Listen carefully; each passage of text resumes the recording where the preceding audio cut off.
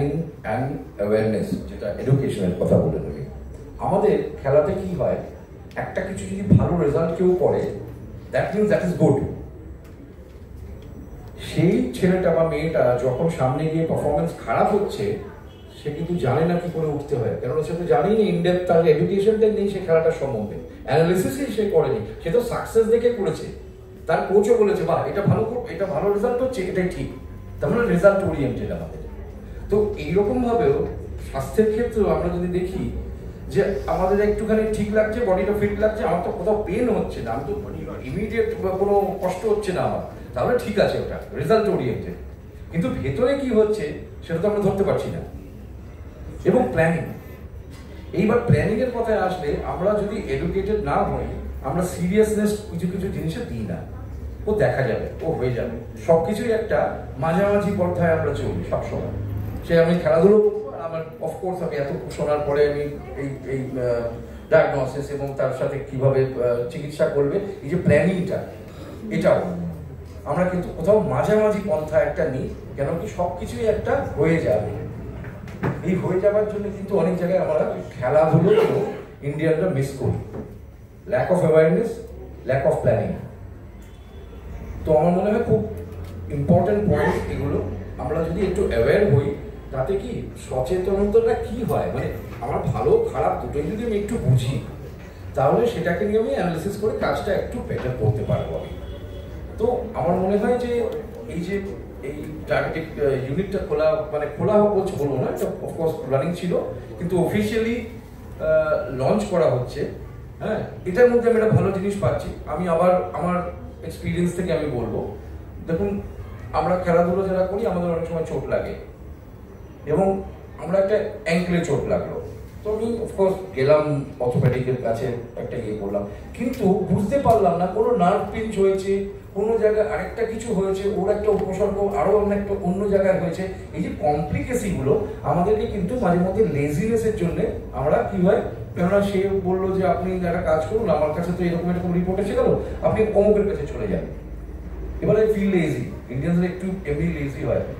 হ্যাঁ, মানে আমি ভারতীয় খেলোয়াড় হয়ে ভারতকে রিপ্রেজেন্ট করে 24টা ওয়ার্ল্ড কাপে, অলিম্পিকে 4th এসে অর্জুন পুরস্কার পাওয়ার পরেও আমি দেশভক্ত, কিন্তু আমাদের একটু ক্রিটিক্যাল হতে হয় কিছু কিছু জায়গায় যেগুলো আমাদের ল্যাক আছে। কেন আমাদেরকে তো সেরা হতে গেলে কিছু কিছু জিনিসে বুঝতে হবে, আমি যদি স্কুলেও সেরা না হই তাহলে আমি পড়াশোনাটা হয়তো করছি না, সেটা আমি যতক্ষণ না রিয়েলাইজ করবো ততক্ষণ আমি বলবো না আমি ফার্স্ট, তো ওটা তো হয় না। তাই জন্য আমাদের একটু ক্রিটিক্যাল হতে হবে যে আমরা লেজি, তখন আমি যাবো না আরেকটা অন্য ডাক্তারের কাছে, গাফিলতি করবো, রিপোর্ট কি দরকার আছে, আবার একটা আজও টেনশন মাথায় হবে, দরকার নেই এসব করবো। এই জায়গাতেই এই ইউনিটটা কিন্তু একটা অভূতপূর্ব কাজ করছে, যেখানে this is under one umbrella, one stop shop. এখন অফকোর্স আমরা ইনস্টামার্ট আর ইনস্টাগ্রামের ইনস্ট্যান্ট, সবকিছু ইনস্ট্যান্ট চাই। So this is sort of it, যুগ বদলাচ্ছে, আস্তে আস্তে সবকিছু পাল্টাচ্ছে। ডক্টর সিনহ বলছিলেন ওনারা যখন ইয়ে করতেন তার থেকে অনেক পাল্টে গেছে এখন।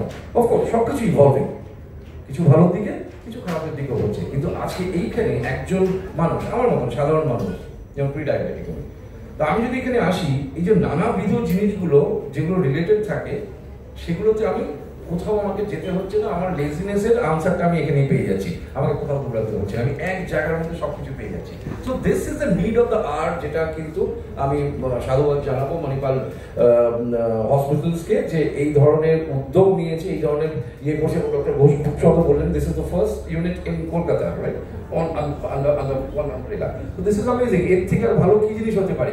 আমি তো আমার আত্মীয় স্বজনকে বা আমাদের যেই আছে বন্ধু বান্ধব, আমি তো বলবো যে কোথাও আর যেতে হবে না, এদিক ওদিক দৌড়াতে হবে না, তোমরা এখানে চলে আসো।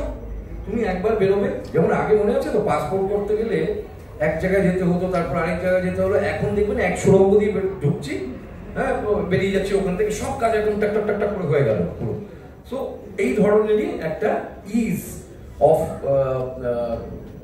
কি বলবো ট্রিটমেন্ট, এটা কলকাতার মানুষকে দেওয়ার জন্য অসংখ্য ধন্যবাদ। অনিলদা, thank you so much. Doctor Roy, thank you so much.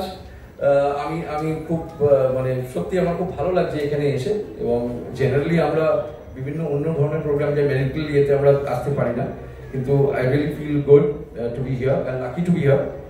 Definitely আমিও আসবো। আমি যেমন বললাম যে আপনাদের সাথে বসে আমি রুগী ফিল করছি না, I am perhaps and I will definitely visit. Thank you.